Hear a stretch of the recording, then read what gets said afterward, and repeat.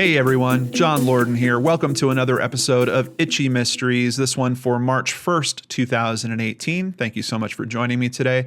I also want to give a very big thank you to Cyanide77. He has been a longtime fan of the channel. He also supports the channel on Patreon. I really appreciate that.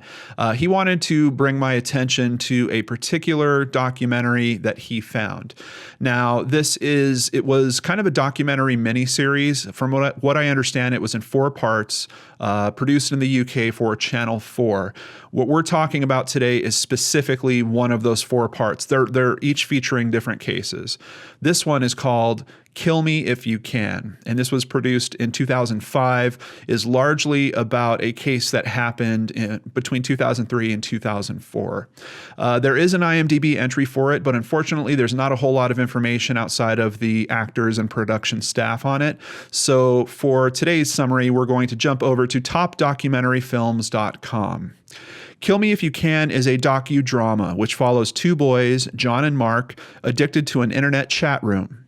There, they develop a close friendship, meet in real life, and hit it off.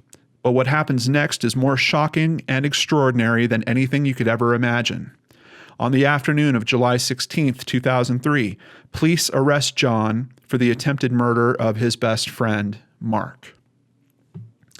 If that hasn't gripped your attention already, I got to tell you, it gets even more interesting than that. Now, this is a piece, like I mentioned, it was produced for television, so it's not quite the same in terms of the artistic elements. There's not a bunch of great cinematography. I really don't even remember any music happening in it at all.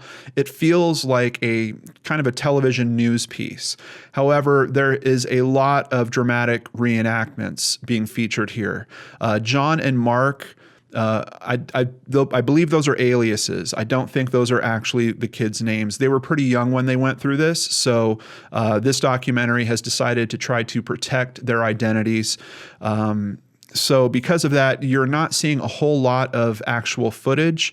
The only footage you're seeing that isn't dramatic recreations is the talking head footage, which essentially they have, I believe, the lawyers for the 2 boys and occasionally some other people that are commenting on it. But outside of that, everything you're going to see is dramatic recreation. It works well. It is a very interesting story, and particularly because you're talking about internet communication, it's kind of fun to have the dramatic recreations there to give you some visualization of the conversation that is happening in this internet chat room. There is certainly a very big lesson here about internet anonymity, which I think many people will appreciate. There's also this kind of fun, almost, sometimes I look at these things and I try to understand if there is what I call a time capsule benefit.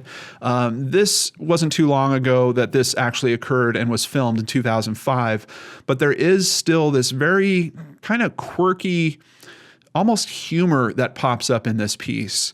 And it doesn't feel quite out of place. It comes mainly from, you have these 2 lawyers that are much older than John and Mark, commenting on what John and Mark are doing. So you have this kind of generational gap going on. And keep in mind, this is back in the early 2000s. Yes, the internet has been around for a while at this point, but I don't know how exposed these lawyers are to the internet practices of young people. So kind of hearing them comment on that and their point of view on it is somewhat entertaining, almost in a comical fashion. But like I said, it doesn't feel inappropriate. It kind of just blends into understanding that this was a different time. And for some of us, this is a different place. This is happening over in the UK. So it was just kind of a neat little secondary thing that I caught onto while I was watching this documentary. But the main thing is the actual mystery that is being told here. And that is part of the reason why I'm really suggesting this to you guys to check out, and why I'm so happy that Cyanide77 shot this my way so that I could take a look at it.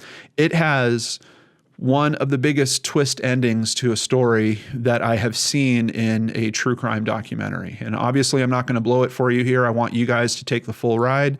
I did look for this in terms of finding a legitimate copy that could be rented. I couldn't find it anywhere. If you guys happen to have some information on where you can rent it legit, if you want to share that in the comments down below, I'd really appreciate it.